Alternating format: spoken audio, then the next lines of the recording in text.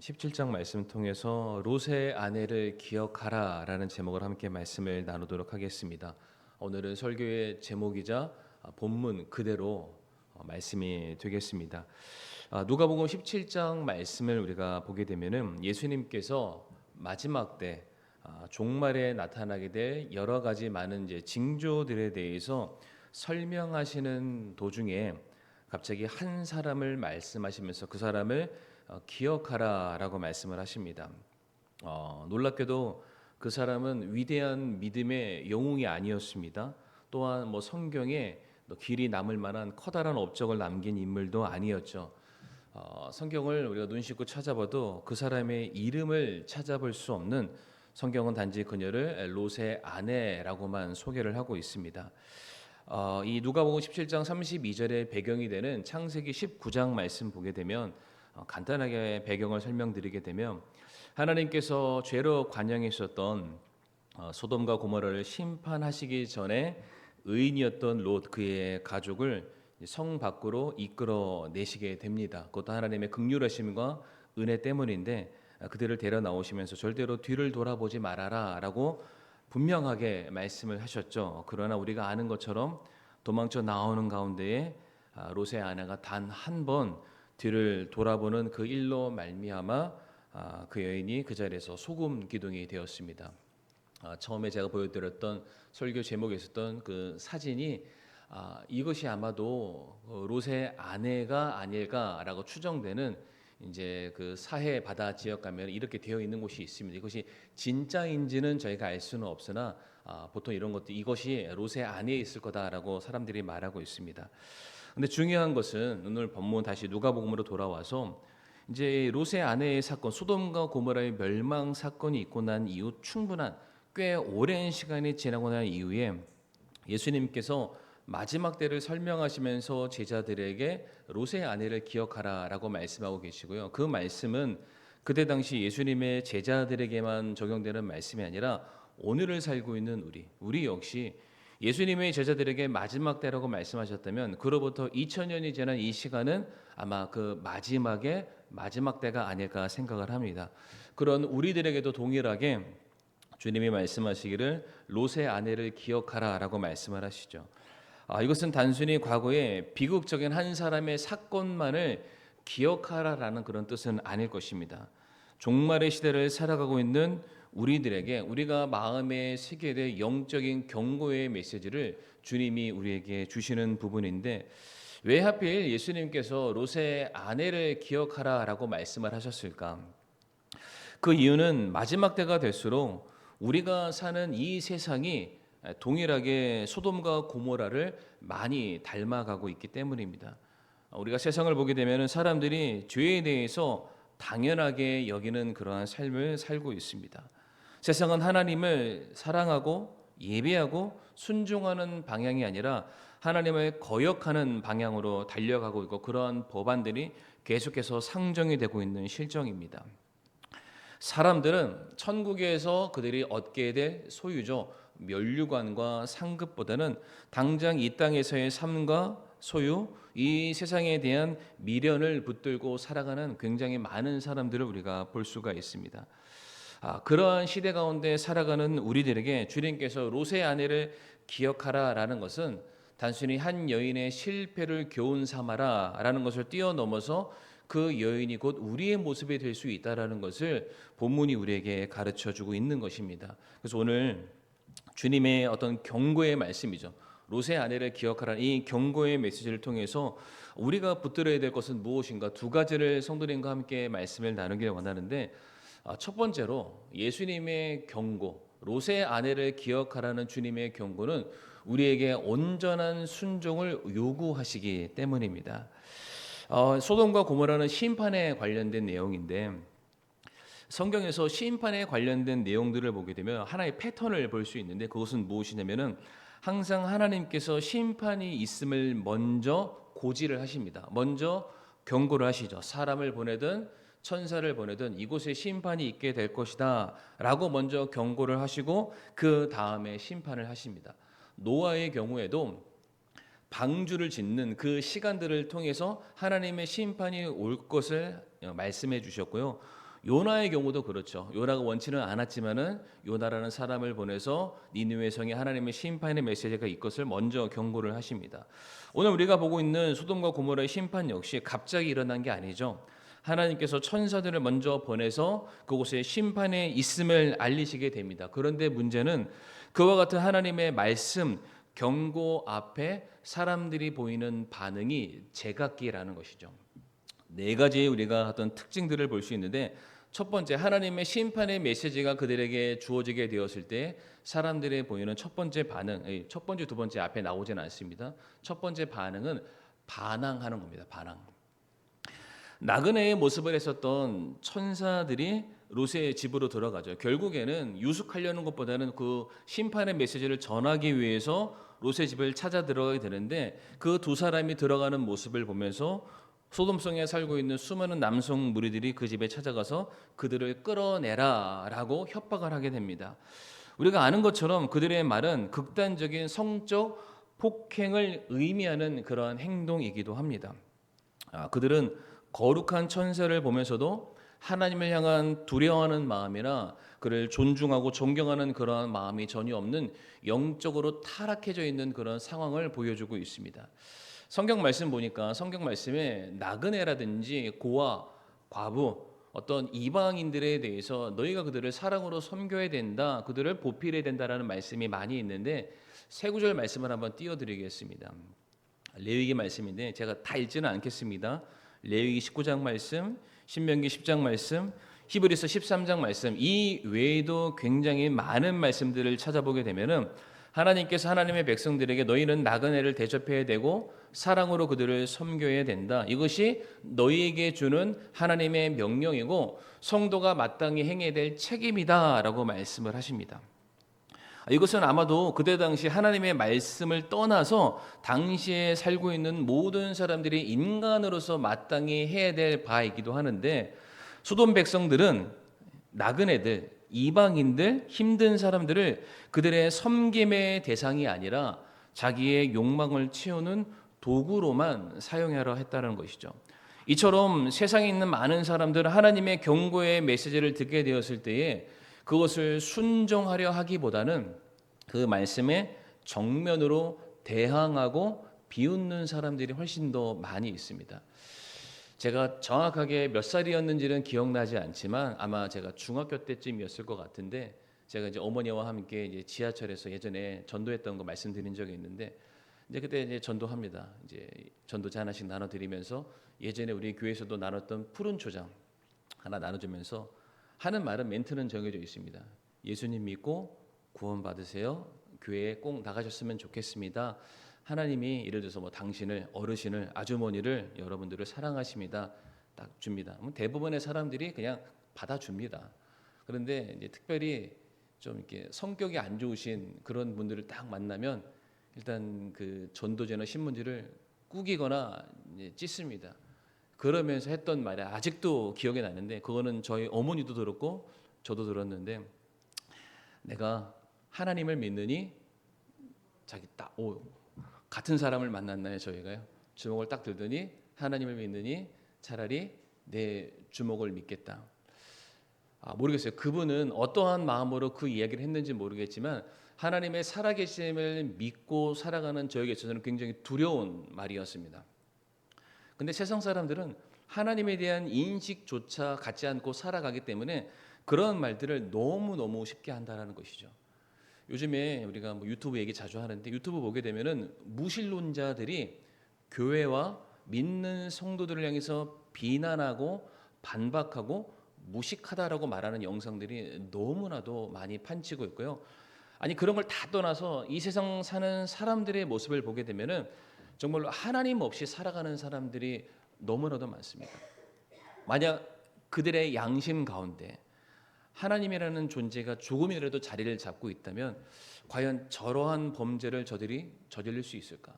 저러한 행동들을 할 수 있을까? 저러한 악행을 저지를 수 있을까? 정말로 짐승마도 못한다. 근데 그들이 하는 행동들을 보면은 진짜 하나님 없이 살아가는 사람들이 너무 많다라는 것이죠.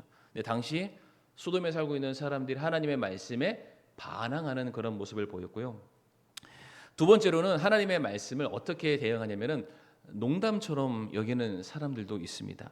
창세기 19장 14절 말씀을 보시게 되면은 롯이 나가서 자기 딸들과 결혼한 사위들에게 말하여 이르되 주께서 이 도시를 멸하실 터이니 너희는 일어나 이곳을 떠나라 하였으나 그의 사위들은 그를 농담하는 자로 여겼더라라고 말하고 있습니다. 하나님의 엄중한 심판의 메시지, 이것은 장차 100년 후, 1000년 후 올 그런 심판이 아니라 지금 내일, 아니 지금 당장이라도 올 수 있는 그런 심판의 메시지를 장일 어른이 권위를 가지고 긴급하게 메시지를 전하고 있죠. 그러나 그 말을 들었던 사위가 그럴 리가 없다라고 말하면서 한 귀로 듣고 한 귀로 흘리고 있습니다. 근데 오늘날 동일합니다. 많은 사람들이 하나님의 말씀을 듣지만 그냥 흘려 듣습니다. 근데 이거는 믿지 않는 사람만을 말하는 것이 아니라 믿는 사람도 동일합니다. 우리가 하나님의 말씀을 듣지만 성도님들 솔직하게 말해서 이 듣는 말씀을 우리는 그냥 교훈적인 메시지로 받고 돌아가는 경우가 훨씬 더 많습니다. 하나님 말씀을 듣지만 그냥 그렇게 살아야지 어떠한 좋은 말씀을 듣고 그냥 떠나가는 것으로서 끝나는 경우가 훨씬 더 많다는 것이죠. 하나님의 말씀은 살아있고 그 말씀에 권위가 있고 그 말씀이 반드시 이루어진다라는 확신이 우리에게 있다면 우리는 그 말씀을 생명처럼 여기고 그 말씀대로 살아가기를 애써야만 할 것입니다. 그러나 아시죠? 우리는 그 수많은 말씀들을 들었지만 듣는 곳으로 끝나는 마치 하나님의 말씀에 가치 없는 농담처럼 여기면서 살아가는 모습이 우리에게 있다라는 것입니다. 세 번째는 어떠한 반응을 보이냐면 지체하고 머뭇거리는 반응을 보이기도 합니다. 누구를 말하냐면 롯과 그의 가족이 이에 해당되는데요. 창세기 19장 16절 말씀을 우리 성도님들이 한번 읽어주시면 되겠습니다. 시작.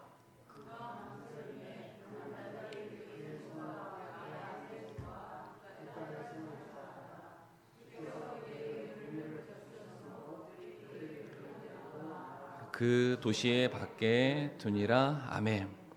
하나님의 심판이 임박했습니다. 긴급한 상황입니다. 당장에 나가야만 하죠. 그런데 16절 말씀의 시작은 그가 망설였다라고 말합니다. 이 말씀 보게 되면은 천사가 롯과 그의 가족의 팔목을 붙잡지 않았으면은 그들에게 긍휼을 베풀지 않았으면은 그들은 바로 그 자리에서 함께 죽을 수밖에 없었겠죠. 이와 같은 긴박한 상황에서 왜 롯이 지체를 했을까? 분명합니다. 롯은 자신의 이 소돔에서 피땀 흘려 쌓아 올렸던 그런 재산이라든지 넓은 집, 권력, 사회적 지위가 그로 하여금 쉽게 모든 것을 내려놓지 못하도록 지체하게끔 만들었다라는 것이죠. 그러니까 천사들이 강제로 그들을 이끌어가지 않으면 안 되는 상황. 하나님께서 그들에게 살 길을 열어주셨음에도 불구하고 세상에 대한 미련이 남아 있어서 발걸음을 쉽게 떼지 못하는 그러한 상황이었다라는 것이죠. 마찬가지입니다.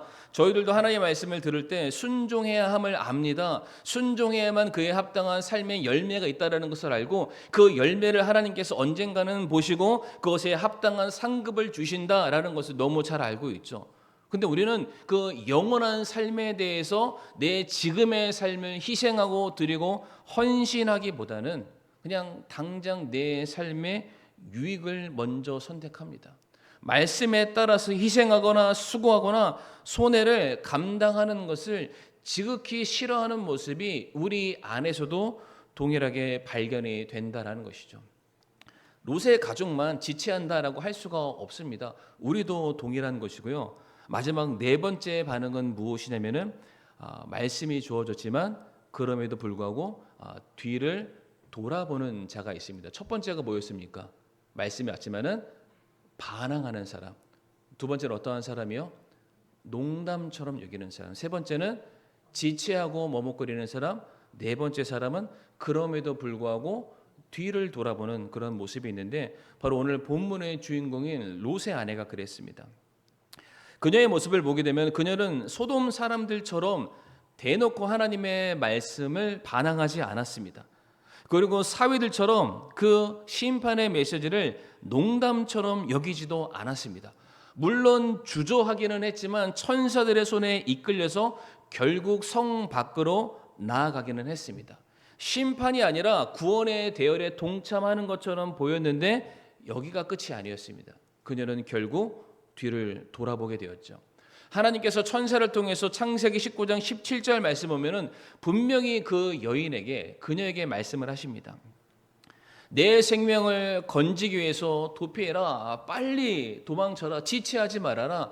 너는 내 뒤를 돌아보거나 이 온 평야에 머무르지 말고 산으로 도피해라. 그러니까 분명하게 말씀하셨습니다. 지체하지 말고 뒤를 돌아보지 말고 이곳에서 도망쳐라 라고 말씀을 하셨습니다. 그러나 16절 말씀, 너무 유명한 말씀이죠. 그러나 롯의 아내는 그의 뒤에서 뒤를 돌아보았으므로 소금 기둥이 되었다라고 말씀을 하고 있습니다. 여기서 우리가 주목할 것이 바로 뒤를 돌아보다입니다. 뒤를 돌아보다. 이게 힐끔 돌아보는 시선을 의미하지 않고요. 좀 굳이 어렵게 말씀드리면은 이 뒤를 돌아보다가 히브리어로 나바트라는 단어로 쓰이는데 이 단어가 쓰였던 용례가 성경에 여러 군데 있습니다. 시편 34편에도 나와 있고 이사야 51장에도 나와 있는데 이 보다라는 게 사람이 보는 이 시각적인 보다를 의미하는 것이 아니라 성경에서는 악망하다, 갈망하다, 마음에 품다를 의미할 때 그 단어가 쓰였다고 합니다. 성도님들 그런 말 아시죠? 눈을 감아도 눈에 선하게 보인다. 이 여인의 상태였던 거예요. 그러니까 지금 다른 곳을 향해 달려가고 있지만 그녀의 마음 속에는 이미 뭐로 가득 차 있나요? 소돔과 고모라, 내가 살아왔던 내 삶의 터전이 마음에 가득했기 때문에 그 마음 가는 곳에 따라서 그 여인의 눈이 갈 수밖에 없었던 거예요. 아까 보셨던 그 창세기 19장 26절 말씀을 다시 한번 띄워주시면 여기 하나 우리가 더 주목할 게 있는데, 그러나 롯의 아내는 그의 뒤에서 뒤를 돌아보았다라고 되어 있잖아요. 근데 그 앞에 뭐라고 되어 있습니까? 그의 뒤에서. 그는 누구를 말할까요? 아브라함이 아니죠. 롯을 말하죠. 근데 롯의 뒤에 섰다라고 말합니다. 그러니까 그냥 갔다라고 말하지 않고요. 롯과 함께 갔다라고 말하지 않고 롯의 뒤에서 뒤를 돌아봤다. 지체했다라는 겁니다. 그러니까 이미 롯은 롯의 아내보다 먼저 앞서 나가고 있는 상황입니다. 그러면은 이것이 얼마만큼의 거리가 떨어졌는지는 성경이 말하지 않으니까 알 수가 없지만 분명한 것은 롯의 아내는 롯과 함께하지 않았습니다. 그 뒤에 머물러서 무엇인가 지체하는 거예요. 여전히 마음속에 내려놓지 못하는 그 미련이 남아있는 모습을 보여주고 있다는 것이죠. 그래서 어쩔 수 없이 어찌 보면은 그 심판의 자리를 벗어나지 못했기 때문에 소금 기둥이 되었던 불에 진멸되었던 둘 중에 하나가 되지 않았을까. 근데 우리도 마찬가지다라고 말씀을 드리고 싶은데, 저와 우리 사랑하는 성도님들, 우리는 교회도 다니고 있고 예배도 드리고 있고 말씀도 듣고 있고 다 온전한 신앙생활을 합니다. 그러나 우리들의 마음에는 무엇이 가득 차 있습니까? 하나님의 말씀으로 가득 차 계시나요? 아니면은 이 자리에 앉아 계시지만 여전히 다른 근심, 걱정, 고민으로 저를 바라보고 계시나요? 바라는 것은 모든 예배 가운데 모든 하나님의 말씀이 성도님들의 마음을 가득 채우기를 간절히 바라는데, 우리들의 마음이 정말로 하나님의 말씀으로 가득 차지 않는다면은 이 롯의 아내처럼 롯의 뒤에서 뒤를 돌아보면서 이 세상 가운데 심판의 자리에서 영원토록 경고의 메시지로 설 수 있다는 것입니다. 어떻게 보면은 우리들의 삶에 우리가 어떻게 하면 내가 더 하나님을 더 많이 사랑할 수 있을까라는 고민으로 우리는 반드시 살아가야 될 텐데, 솔직한 심정으로 우리는 어떻게 하나님을 더 많이 사랑할까 보다는 어떻게 하면 세상에서 더 편하고 보장받고 안락하고 부유한 삶을 살지 않을까, 그런 고민하다가 우리가 이 자리에 나오지는 않았습니까? 오늘 말씀에서 분명히 주님께서 주시는 경고의 메시지는 무엇이냐면, 우리가 순종하되 온전히 순종해야 된다. 부분적인 순종은 절대로 안 된다. 머뭇거리는 순종, 뒤를 돌아보는 순종, 주님께서 결코 기뻐하지 않으신다라는 것이죠. 그와 같은 메시지를 전달하시기 위해서 오늘 우리에게 주시는 한 명의 인물이 바로 롯의 아내를 기억하라라고 말씀을 하십니다. 두 번째로 주님께서 우리에게 주시는 경고의 메시지는 무엇이냐면 앞으로 전진하라라는 메시지가 되겠습니다. 오늘 우리가 본문을 누가복음 17장 32절의 말씀만 읽었습니다. 성도님들 혹시 다 본문 말씀에 펴져 있으시나요? 그럼 그 바로 앞에 있는 이 32절의 말씀이 나올 수밖에 없는 결정적인 구절인 그 앞에 있는 31절 말씀, 화면에도 띄워주시지만은 이 성경을 보면서 같이 한번 읽어보도록 하겠습니다. 시작. 그날에 지붕 위에 있는 자는 자기 물건이 집에 있어도 그것을 가지러 내려가지 말 것이요 들에 있는 자도 그와 같이 되돌아가지 말 것이니라. 아멘. 지금 주님께서 제자들에게 마지막 때에 대한 내용을 하고 계십니다. 이 얘기를 하다가 롯의 아내가 등장했을 뿐이죠. 그러면 이 이야기를 듣는 대상들은 제자들과 우리들에게 하시는 말씀이고 우리가 이와 같은 삶을 살게 될 것이다라는 경고의 메시지이기도 하는데, 그날에 어떤 날을 말할까요? 마지막 때를 말하고요, 소돔과 고모라가 멸망당하는 바로 그와 같은 때를 말합니다. 지붕 위에 있는 자는 자기 물건이 집에 있어도 그것을 가지러 내려가지 말 것이요 들에 있는 자도 그와 같이 되돌아가지 말 것이다 라고 말씀을 하시죠. 다시 말해서 우리가 보고 있는 창세기 19장에 나와 있는 롯의 아내만 뒤를 돌아가는 것이 아니라 오늘을 살고 있는 저와 살아가는 모든 성도님들, 우리도 동일하게 되돌아가는 모습이 충분히 나올 수 있다 전제하시는 겁니다. 우리라고 안 돌아가는 게 절대로 아닙니다. 우리도 이와 같은 동일한 상황이 주어지게 된다면 심판이 코앞에 왔지만 그럼에도 불구하고 내 필요와 내 욕구를 채우기 위해서 여전히 그 불구덩이를 향해서 달려갈 수 있는 우리들의 모습을 볼 수 있다는 것이죠. 늘 드리는 질문이지만 성도님들, 주님이 언제 오시나요? 이거를 알면 참 좋겠는데 지금이라도 오시잖아요. 또 지금이라도 오시는 걸 우리가 알면서 신앙생활 하십니다. 그러시죠? 100년 후에 오시기를 기다리시나요? 나 죽고 나면 오시기를 기다리시나요? 아니잖아요. 우리 올바른 구원관을 갖고 있고 종말관을 갖고 있는 성도들은 지금이라도 주님이 오신다라는 그 믿음 가지고 저는 살아가신다라고 저는 그렇게 믿습니다. 그러면 우리들의 삶의 모습은 분명한 것은 심판을 알지 못하고 주님의 다시 오심을 소망하지 않는 사람들과의 삶은 분명히 차이가 나야 됩니다. 그러니까 그때를 준비하는 삶을 살아야 되는 거예요. 이 땅의 모든 것들을 다 내어 버려서라도 그때를 준비하는 삶을 살아야 되는데 과연 우리는 어떠한 삶을 살고 있냐라는 것이죠. 우리는 지금도 천국을 향해서 달려가는 것이 아니라 저 세상을 향해서 뭐라도 하나 더 집어오려는 심정으로 매일같이 세상을 향해서 돌아가고 있는 모습이 늘 우리들의 삶에 발견되고 있다는 것인데, 여기 31절 말씀에 뭐라고 되어 있습니까? 그날에 집, 세간, 밭 이런 것들이 등장하죠. 사람이 이 땅에 평생 살아가면서 애써 쌓아온 그의 삶의 전부를 의미합니다. 집은 그 사람의 터전을 말하고요, 세간은 그 사람의 평생 쌓아 올렸던 재산을 말하고요, 밭은 매일같이 그들이 먹을 수 있는 일용할 양식을 책임져주는 생계를 의미하는 그런 단어입니다. 그런데 주님이 말씀하시는 거요, 너희가 마지막 때가 되면은 그런 것들로부터 너희가 벗어나야 된다라고 말씀을 하시는 거예요. 그런 것이 정말로 너희들의 사는 오늘의 삶에 중요하지 않다라고 말씀하시는 것이 아니라 정말로 마지막 때가 된다면 그것이 너희들의 생명을 지켜주는가 아닌가 잘 판단하고 너희들의 진짜 생명을 지켜주는 참된 구원을 향해서 달려가야 된다라고 말씀하시는 거예요. 디모데후서 3장 1절부터 4절까지 말씀도 한번 띄워주시고요. 동일합니다. 마지막 때에 대한 말씀을 우리에게 경고로 주시고 계시는데, 또한 이것들을 알라, 즉 마지막 날들의 위험한 때가 이르리라, 우리 스스로 무엇인가 통제할 수 없는 그러한 때가 오게 될 것이다 라고 말씀하시죠. 그러한데 마지막 때가 왔으면 사람들이 심판을 고대하면서 두렵고 떨리는 마음으로 살아야 되는데, 참고로 디모데후서는요 세상 사람들에게 쓴 게 아닙니다. 교회 성도들에게, 구원받은 사람에게 쓴 겁니다. 사람들이 자기를 사랑하며 탐욕을 부리며 자랑하며 교만하며 하나님의 심판이 이 땅에 내려오면 내가 쌓으려던 모든 것들이 다 무너져 내릴 수밖에 없는데 그 마지막이 되는 순간까지도 사람들이 선택하는 거, 여기서 사람은 성도도 포함됩니다.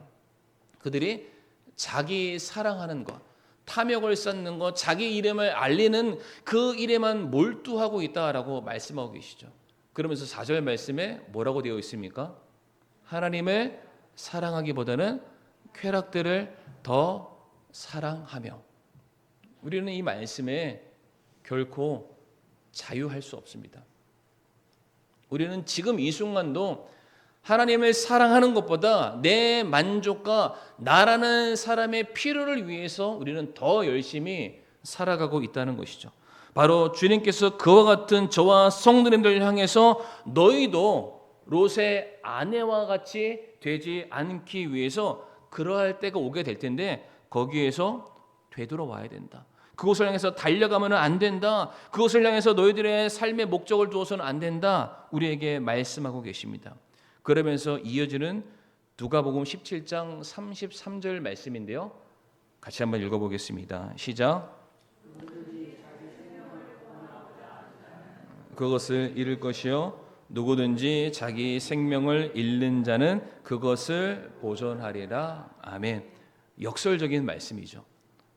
우리가 내 자신의 생명을 얻고자 무엇인가를 계속 붙들고 있으면 그 사람은 그것을 잃게 된다라고 말씀하고 계시고요.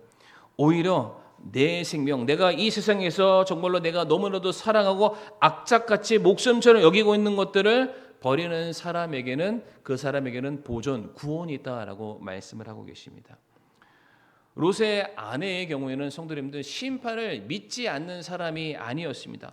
그녀는 천사의 경고를 들었고 성 밖으로까지도 나온 사람이었습니다. 그러나 문제는 하나님이 그에게 주실 생명보다 그동안 자기가 목숨처럼 여겼던 것을 절대로 놓지 못하는 앞을 향해 달려가는 삶이 아니라 뒤를 향해 돌아갔던 침륜에 빠지는 그러한 삶을 살았다라는 것입니다.